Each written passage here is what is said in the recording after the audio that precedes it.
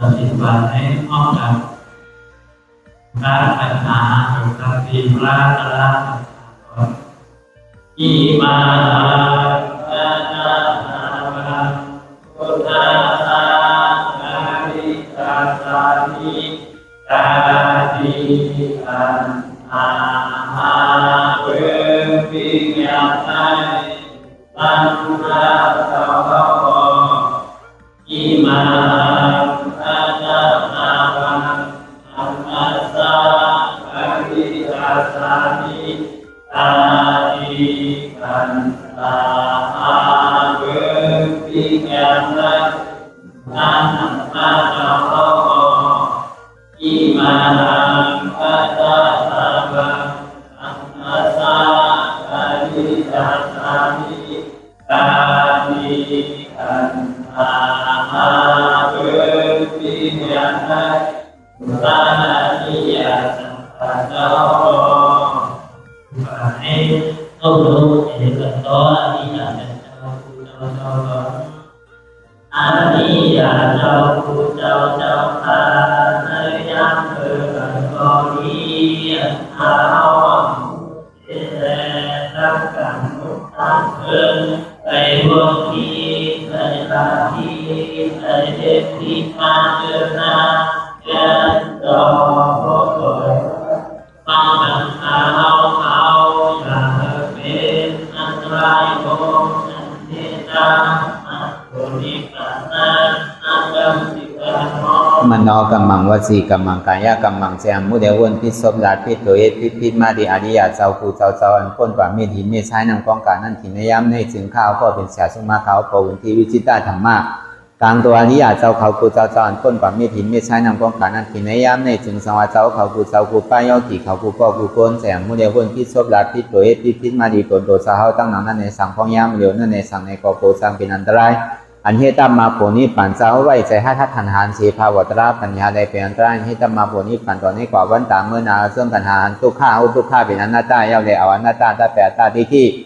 วิจิกิจศาสตร์ที่ศาสตร์นั้นในมดเซ็งเกงหายก่อนในพระวานศาสตร์ในห้างแถงมันหือไรห้าไว้ผลยานห้าขามป่วยนีปั่นก็เย็นขันไทยสกรรมเลยตาเนาะ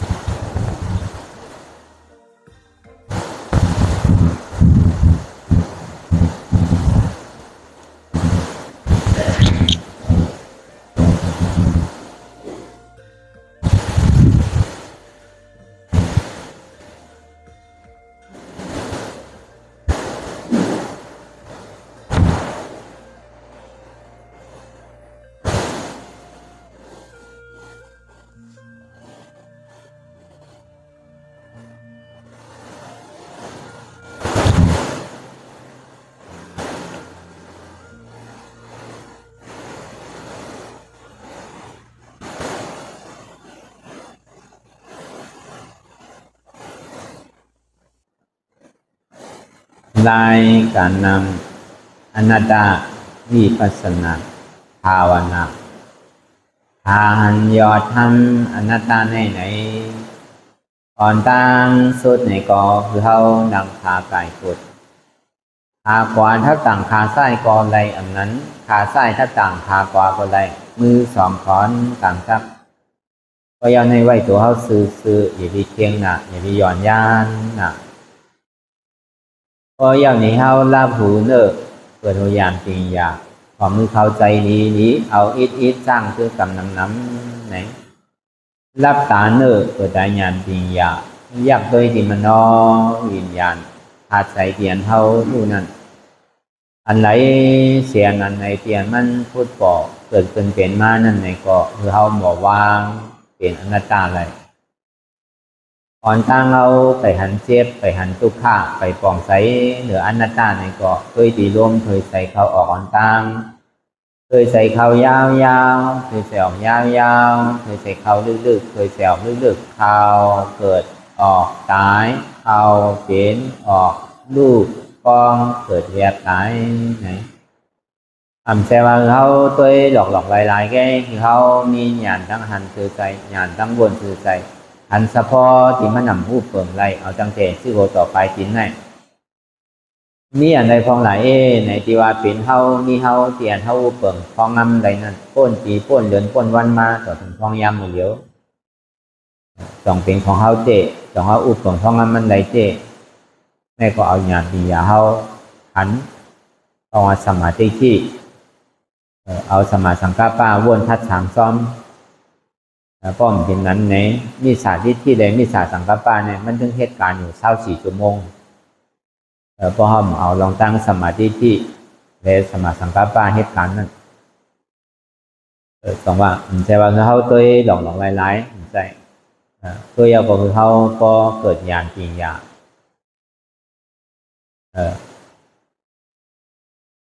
พอเขา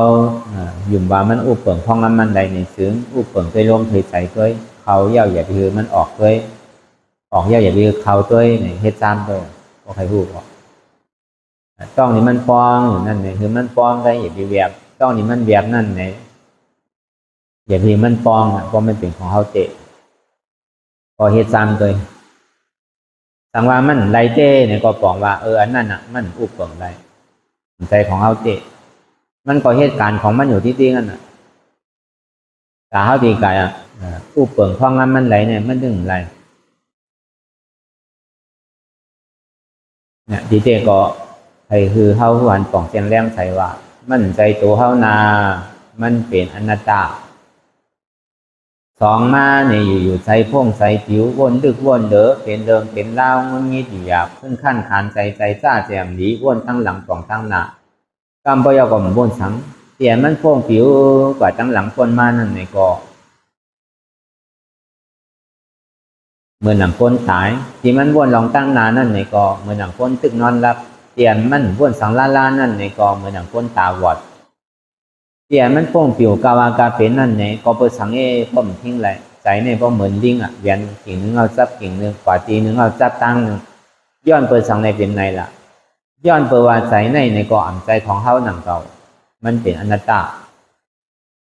ก็ในสามมาในบางถิ่งบางข้าวบางย่ามในก็เปียวมนเซ่อยุ่มโคบางถิ่งบางข้าวบางย่ามในก็ขี่ใจมองใจมันดีใจหุบใจให้ใจห้องใจให้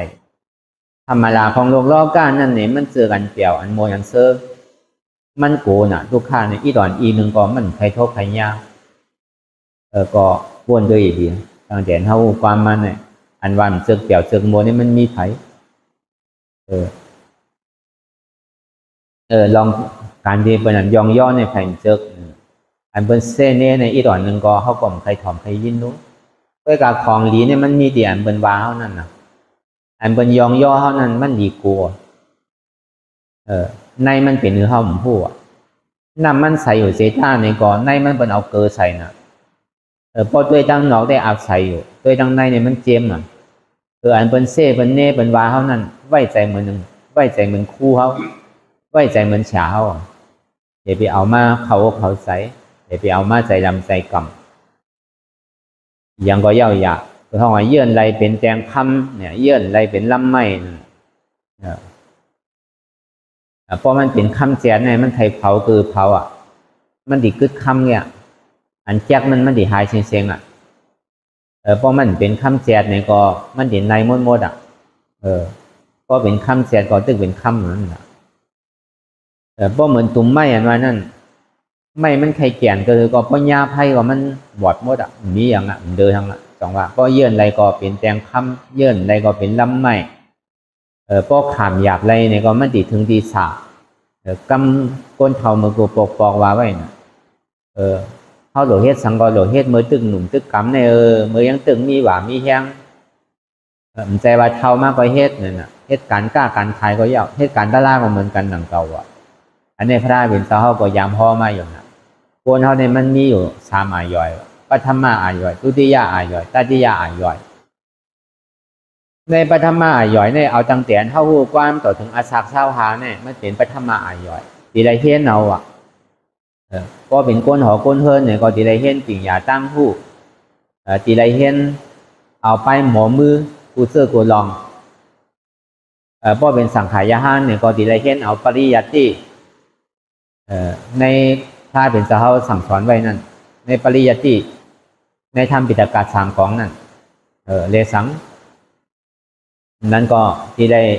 เฮียนเอาปฏิบัติได้สังจะในห้องเป็นปฐมย่อยคือที่ย่าย่อยมานั่นเนี่ยอันรองเจ้าเก่าอันใดเฮียนใดผู้ไว้ยาวนั่นเนี่ยเมื่อหูหลงเงาเพิ่งมันแต่มันเป็นอัตตาหิตะปุณตาที่ได้เฮียนเอาปีญาตั้งหูตั้งหมอเมื่ออันเท่าหูความมาต่อถึงอาศักเศร้าหาเนี่ยกันในเพราะว่าเศร้าหาต่อถึง50เนี่ยเป็นปราหิตะปุณตาโคนตั้งนำตัวเจ้าเก่าอันที่ได้เฮียนหูมาปีญาตั้งหมอเนี่ยอันเท่าเป็นสังขายานั่นเนี่ยก็เขาก็ซ้ำดีเลยเอาคำสั่งคำสอนอันเท่าเลยทำเฮียนมานั่นเอามาสั่งสอนสืบต่อกว่านังเลยศาสนาเฮาที่ได้เฮิงเพิ่งใส่กว่าวันตามเมื่อนั้นนั่นอันใดพึกไว้ปริยัติเนี่ยก็เขาก็ซ้ำขึ้นเอาคำสั่งสอนของบุญคำพระราเป็นเจ้านั่นมาสั่งสอนเอาสืบต่อกว่าที่ได้เฮียนไว้ปฏิบัตินั่นเนี่ยก็พอซ้ำได้ขึ้นเอาตลาที่ตัวเจ้าเก่าเลยจ้างตื้อกรรมเลยมาสั่งสอนคือคนตั้งนำคือพอเลยหู้กว่านั่นเนี่ยก็ในประท่อว่าปราหิตะคุณดักคนตั้งนำก็ในเพราะว่าตาดิยาย่อยมาเย้าเนี่ย50ต่อถึง75เนี่ยที่ได้เฮ็ดคุณตาตัวเจ้าเก่าที่ได้จ้างตื้อกรรมคุณตาตัวเจ้าเก่าก็พวกนั้นมันก็เหมือนนั้นหนังเก่าที่อย่างก็เขาโดยเห็นไว้เมื่อยังตึกหนึ่งตึกกำเบื่อกินขาข้าวยามย่อยมันโค่นนั่นเขาโดยกินเฮ็ดไว้ก็เขาอายุว่าสักเขามาเย้าเนี่ยเขาดีเฮ็ดสังก็มันเหมือนเมื่อตึกหนึ่งตึกกำก็พวกนั้นตะลาก็มันเปิงกันหนังเก่าแต่ว่าตะลาเนี่ยมันเป็นคุณตาก้นเข่าหนึ่งใจคุณตาก้นข้าวหนึ่งใจคุณตาบุญเจ้าเมฆขาวหนึ่งใจมันเป็นคุณตาก้นกูก็เลิกภาษาเลิกศาสนาเลิกเจ้าเคเมียวหือมากก็พระราเป็นสู่เลี้ยวกันได้พระราเป็นเจ้าในมีเมตตามหากรุณามันเลิกเจ้าเลิกเคอย่างอ่ะมันเลิกศาสนาทั้งอ่ะก็ถูกที่ชอยก็ชอยแล้วนั่นน่ะแล้วก็เพราะนั้นศาสนาพุทธคำพระเป็นเจ้ามันเป็นดิโมคราซีมันใจเป็นศาสนากุณตาเคยหลายเลยเคยหนึ่งก็อะไรก็หนึ่งมั่นใจเนี่ยมันเป็นธรรมาธิปไตยนั่นน่ะมั่นใจเป็นอัตตาธิปไตยหรือประชาธิปไตยมั่นใจไม่ต้องมันเป็นธรรมาธิปไตยเนี่ยเอาทำน้ำนานั่นศาสนาพุทธคำพระเป็นเจ้านั่นเป็นที่นั้นก็เพราะนั้นนะเพราะเขาเยื่นอะไรก็เยื่นอย่าไปมือยังเขายังตึกหนุนตึกกำมือเขายังตึกมีหว่ามีแห้งมือเขายังตึกฝ่าอะไรมาอะไรนั่นเนี่ยเขาหลบคัดใส่ให้ถึงมันถึงตีถึงตั้งอันไรได้เอาไว้กำหนึ่งก่อนเข้าโดขามหยาบขามทุกข้าขามมันเป็นไรเน่ไรเซ่ไรเน่ขามมันดีเป็นไรท่าไรวาใช่ไหมก็ขามไรวันหนึ่งเจ้ามาเนี่ยก็มันดีเย็นหนึ่งเจ้าตอนหนังพุทธาคำพระถึงเจ้าเขาก็ย่ำหยาไรหนังเก่าย่ำดีไรขามก็เพราะนั้นอันเขามาหนังตะลานั่นเนี่ยก็มันใครเจี๊ยบขานใจมากก็คือเนี่ยก็คือเขาช่วยกว่าที่ผมส้มแต่ที่หับตอนมันไว้โอเคเสียอย่าไปปลายมันอย่าไปโกมันอย่าไปก้านอย่าไปข้านอย่าไปลืมเจ็บมากก็อย่าไปโกไปถึงถิ่งขาข้าวยามเนี่ยก็อย่าไปก้านสามมาอย่าไปข้านว่นอันหันว่นอันว่นหันในถึงเถียงเป็นกันกว่าที่สี่มาอย่าไปลืมคือเข้าผู้เข้าตื่นตัวไว้โอเคเสียการเตียนเข้าเย็ดอยู่พ้องยามมันเดี๋ยวไหนไม่เป็นการคุณตาเข้ามันใจคุณตาเปิดเข้าเฮ็ดก็เข้าไรเข้ากินก็เข้าอิ่มเปิ้นกินก็เปิ้นอิ่มมันจังเผอปันกันไรโดยเสดบอกเนเซียนตั้งปันกันนั่นแค่มันมีใครตาดีปันกันไรอันนี้ก็คือเข้าก็ตื่นหู้โตไว้อยู่เสกก็เพราะนั้นในแรกอันเท่าไรมาให้การวิปัสสนาภาวนาในเนี่ยก็อันเท่าอยากตัวในตัวในใสในเทียบนั่นเนี่ยก็ที่เรียกว่าอยากตัวหันในตัวนี่มันก็เป็นกายานหนึ่งแต่ว่าเขาตัวตอกลายๆเนี่ยมันใจเป็นตารางมันใจตัวดีตัวหันในตัวก็หันในตัวแล้วก็คือภาวังเปลี่ยนมันกับยึดยับกับมันไว้ว่ามีตัวนั่นตัวใสหันในใสก็หันในใสเอานี่ก็เข้ากับภาวังเปลี่ยนมันยึดยับกับมันไว้ในใสนั่นตัวเจี๊ยบหันในเจี๊ยบคือภาวังเหตุอาจ้องเจี๊ยบนั่นอันนี้มันเป็นนาทีอันเท่าโหลเฮ็ดหาอยู่โดยอะไรนั่งเฮ็ดการหามันการนั้นเท่าโหลเฮ็ดมือเหลียวเนี่ยมันเป็น ภาวนากิจจาทัศนากิจจาปหานากิจจาซาสีกรณากิจจาการอันเฮ็ดมันเจมี3เบิ่งภาวนากิจจาทัศนากิจจาปหานากิจจาซาสีกรณากิจจานี่มันเป็นผลอโตสุขาวอันเฮามานั่งภาวนาอยู่เมื่อเดียวเนี่ยก็เป็นภาวนากิจจาทัศนากิจจาเนี่ยชาวหาเหตุหักเงาอจอมเปลี่ยนมันทุกข์มันลุกปีไหลมาก็หันเหตุทางเงาอจองมันเย้านี่ก็ปหานากิจจาพอกออกเหตุทางเงาอจองมันออกไรก็เหตุทางเงาอจองมันตัวก่อเย้านี่ก็ซาซีกรณากิจจาเท่ากับที่เป็นผลอันโตสุขาห้องวันนี้ปันติกันยินอันนี้ก็อันเท่านังตัวอยู่ในก็มันใจตัวหลอกลายนังเก่ามันเป็นมหาสติปัฏฐาน4นังเก่าตัวตัวในก็กายานุปัสสนาสติปัฏฐานใจจานุปัสสนาสติปัฏฐานเวทนานุปัสสนาสติปัฏฐานธรรมานุปัสสนาสติปัฏฐาน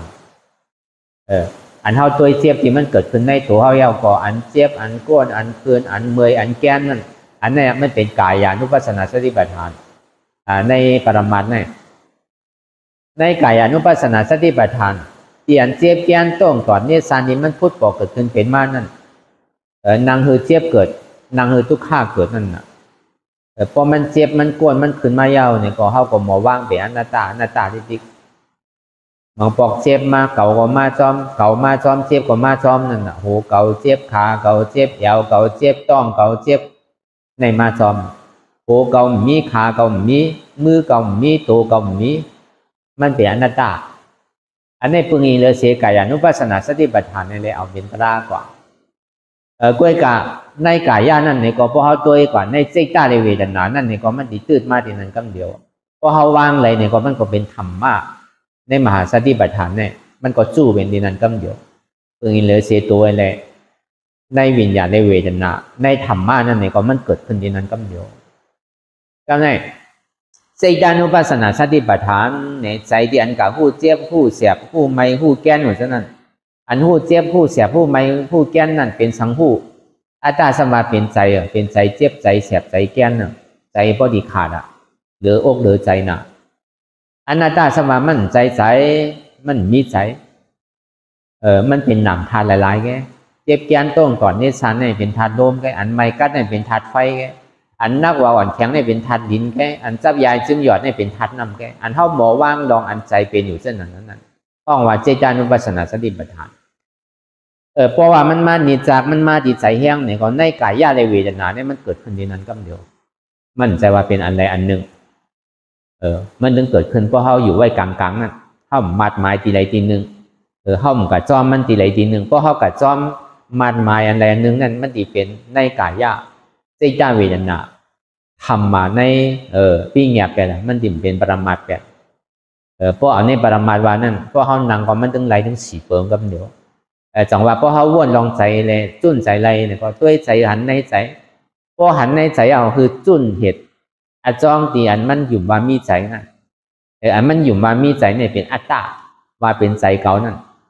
ใจเนี่ยก็อ่ำใจเก่าอนัตตาเพราะเขาหมอพาว่างเลยหมอจุ้นเจ้าหนุนในซื้อในห้องว่าเจตานุปัสสนาสติปัฏฐานเวทนานุปัสสนาสติปัฏฐานมังปอกทุกข้ามังปอกสุขข้าก้อยกอันมันหันง่ายอันมันหันไพ่อันมันเข้าใจง่ายๆได้ก็เป็นทุกข้านั่นเกาเจ็บเกาเสียบเกาไม่เจ็บในเป็นเกาในเป็นเจ็บนั่นน่ะพอมีเจ็บก็มีเกาก็มีเจ็บนั่นน่ะพอเป็นนั้นมาที่ไรเฮ็ดเสือเกานั่นก็มีเจ็บนั่นก็มันมีเป็นอนัตตาพอเอาในได้เวทนาว่าได้ปอดข้างในแกมันโดนนำยังแต่พอสุขาแล้วอุเบกขาเนี่ยมันกว่าจอมมันไก่พ้นตีนพอเอาใน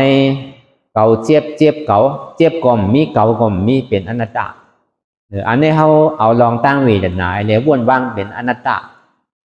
พอเอาลองตั้งเวทนาวนว่างเป็นอนัตตาเอาในสื่อในยุคในวิญญาณเนี่ยมันมาสู้ดินนั้นก็เดียวพอมันสู้แล้วก็เขาก็ว่างอันไหนมันแห้งก็เอานั่นเป็นตารางบางปองมันที่หันมันหลายตีหลายตั้งเนาะบางปองตั้งเหนือก็มีตั้งไตก็มีกลางก็มีอันใดมันแห้งหรือเปิ้นก็เอานั่นเป็นตารางพอตั้งไตแห้งเนี่ยก็เอาตั้งไตนั่นน่ะเป็นตารางใจก็อยู่จ้อมตั้งไตใจนะอันตั้งไตเนี่ยก็เฮ็ดการตั้งไตแก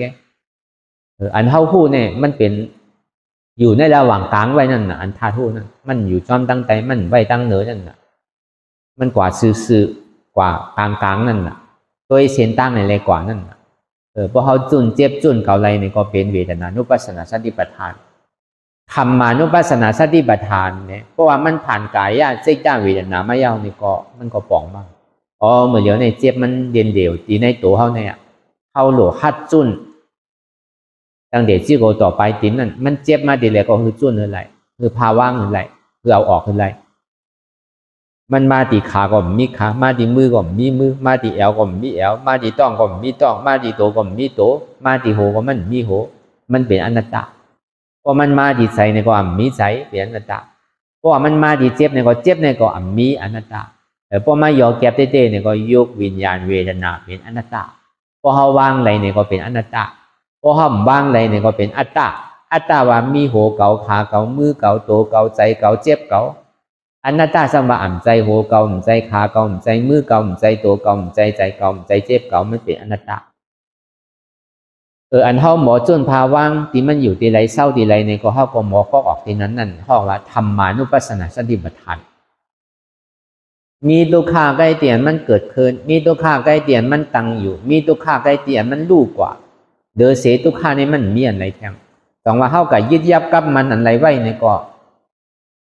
เป็นทุกขาไว้หนังเก่าจิตจับกับตัวก็เป็นทุกขาไว้หนังเก่าจิตจับกับใจก็เป็นทุกขาไว้หนังเก่า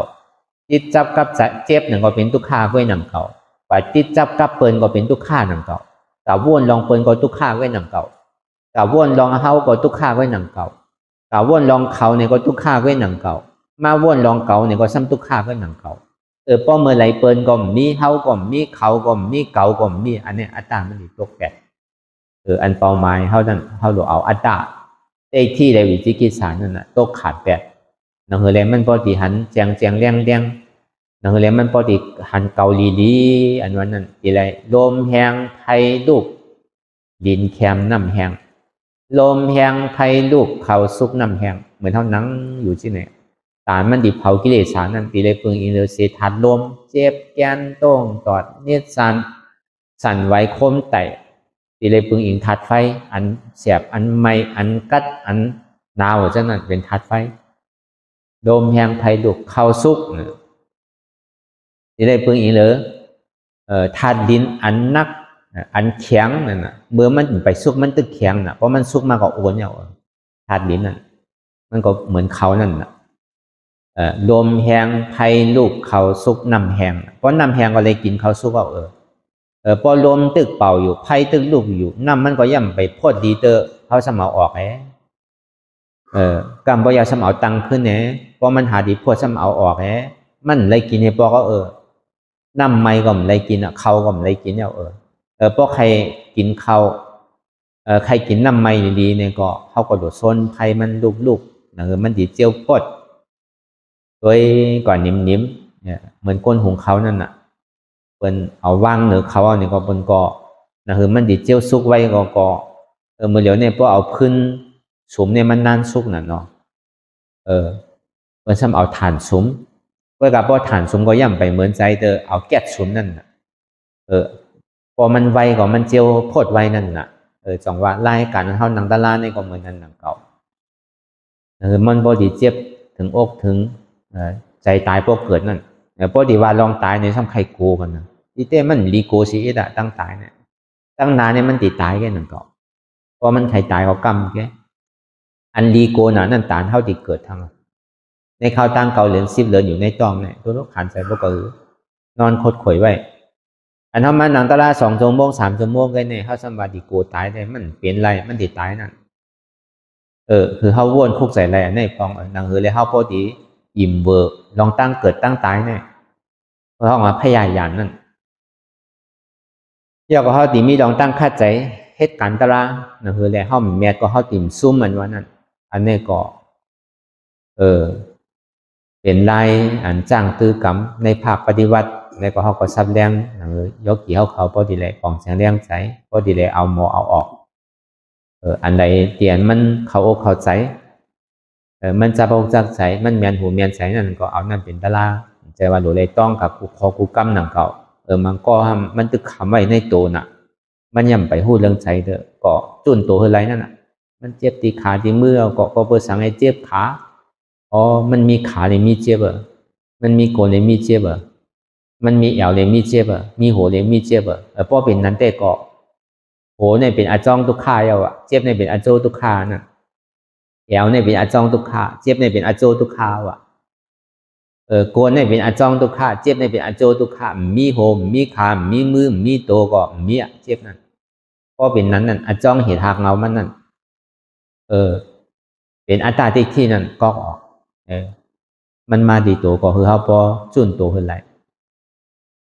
ก็การมันก็มันผ่านตัวไปมันซ้ำกว่าที่ใจใจอันถ้าพูดเจ็บเสียบไม่แก้นมันเป็นทุกข้าเวทนามันขานอกขานใจอยู่หยาบขึ้นขั้นขานใจจ้าแจมอยู่เช่นนั้นเลยก็อันนี้มันบอกว่ามันกว่าดีใจอ่ะบางปอกก็ใจบอกให้พูดให้ขาดเป็นกั้มอ่ะบางปอกก็ขานใจน่ะเดืออกเดือใจน่ะอันนั้นก็อันเจ็บอันเสียบอันไม่อันแก้นอันเน็ตอันสัตว์อันตีพุทตีขาดฉะนั้นมันเป็นอโจทุกขะใจเนี่ยเป็นอจองทุกขะเพราะมันมีใจก็เจ็บก็มันมีอันนั้นก็เข้าเอาใจออกมันมีใจอันเฮาโกเนี่ยเขายังตึกอยู่ว่ามีใจอยู่เฮาโกตายนั่นน่ะเพราะมันมีใจก็เจ็บมันมีเอาน่ะเอาไล่เนี่ยก็ออก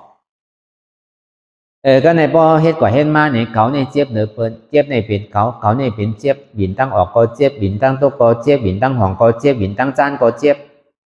กว่าเชียงฮัลโหลเขาในเหมือนหนังเจ็บหรือเปิ้นเปิ้นนี่มันเป็นเขาอ่ะพอเปิ้นเขาปีเลยเขาเจ็บอันนั้นเปิ้นปีเหมือนเขารู้คนยอมว่าซ้ำว่าเขาในยอมในเขาเจ็บซ้ำว่าจังก็เปิดเขาเท้าเลยเขาเจ็บก็เปิดเขาหนุ่มเขาซ้ำเจ็บก็เป็นก้นยิงเลยเขาเจ็บหรือก้นใจก็เป็นก้นใจเลยเขาเจ็บหรือก้นยิงก็เป็นวุ้นเจ้าเลยเขาเจ็บหรือก้นเฮิร์นเขาก็เป็นเมฆขาวก็ซ้ำเจ็บหรือวุ้นเจ้าไอ้ก้นเฮิร์นเขาซ้ำว่าที่ไหนทั้งที่เต้มันก็เจ็บเหมือนกันในเชิงก้นหนังเก่าถึงตีเขาเจ็บมาเพราะตันหือเนี่ยเพราะพระปอมาเนี่ยเพราะใครเถียงกันมันหนดเจ็บถึงบอกขนาดนั้นกันก็เปิดเจ็บในเป็นเก่าในเป็นเจ็บในก็มันมีเก่าในก็มันมีอันเก่านั่นมันเป็นอันจองทุกขาอันเจ็บนั่นมันเป็นอันโจทุกขาเอาอันใดออกก็เลียเอาเก่าออกก็เจ็บเนี่ยเพราะมีเจ็บก็มีเก่าอ่ะเพราะมีเก่าก็มีเจ็บอ่ะก็ว่าโยกวิญญาณเวทนาเป็นอนัตตาอำใจตัวเก่าอำใจเก่าอำใจเจ็บเก่ามันเป็นอนัตตาเพราะมันมาหยอกแก็บเตก็เป็นยุควิญญาณเวทนายุคนั้นเนี่ยก็มีลองตั้งสืบเป็นสืบลู่แหลกลายค่ายกว่าเจ็บนั่นใจว่ามีเป็นคือเป็นศอกเป็นว่าเป็นลักมันสืบเป็นสืบลู่ที่อ่ะเปิ้นจากที่ห้องมันเป็นยุคมันเป็นวิญญาณอันถ้าผู้ห้องมันนำธาตุนั่นเจ็บแก้นต้องตอดเนี่ยซานสันไว้โคมไตแน่เป็นธาตุลมอันไม่กัดอุ่นหนาวนั่นเป็นธาตุไฟอันนักว่าอ่อนแข็งในเป็นธาตุดินอันจู้ตุ่มจับยายจึงหยอดในเป็นธาตุน้ำไม่เป็นสภาวะธาตุดินน้ำลมไฟไงใจในมันนี้เวทนาห้องอันทุกข้าเวทนานั่นอันเจ็บอันเสียบอันไม่อันแก้นนั่นมันเป็นเวทนาไงอันมาเก่าเจ็บเก่าเสียบเก่าไม่เนี่ยมันนี้เนี่ยมันเป็นยุควิญญาณเวทนาเพราะเขาว่างอะไรเนี่ยก็เป็นอนัตตายุควิญญาณเวทนาเพราะเขาว่างอะไรเนี่ยก็เป็นอัตตาเป็นโหเก่าขาเก่าเป็นมือเก่าตัวเก่าเป็นใจเก่าเจ็บเก่านั่นป้อมว่างอะไรก็พอว่างอะไรเนี่ยก็อัตตาสมัติเป็นโหเก่าขาเก่ามือเก่าตัวเก่าใจเก่าเจ็บเก่าเนี่ยไม่เป็นตัวสมุทัยเสียจากอนัตตาสมามันใจโหเก่าใจขาเก่าใจมือเก่าใจโตเก่าใจเก่าใจเจ็บเก่ามันเป็นอนัตตาเอาอนัตตาเลยก็ออกอัตตาที่ก็หนังเก่าอันนี้ก็คือเอาอย่างปียาววนดีวนยาวเข้ายามหึงอย่าไปว่าไพ่ป้วนตีอย่าไปว่าเทิงป้วนตีเตียนเท่าหันเตียนเท่าวนเตียนเท่าวนเตียนเท่าหันนั่นหึงพอเพียงเพียงกันวนต่อถึงเสียบนั่นพอสุดวนต่อถึงตุข่าพอสุดตัดต่อถึงอัตตาพอตกพูดขาดกว่าอันไรที่มันพูดปอกเกิดขึ้นเป็นมานั่นในก็คือเฮาพอหมอวนวางแยบตัดเป็นอนัตตาสะพอไหน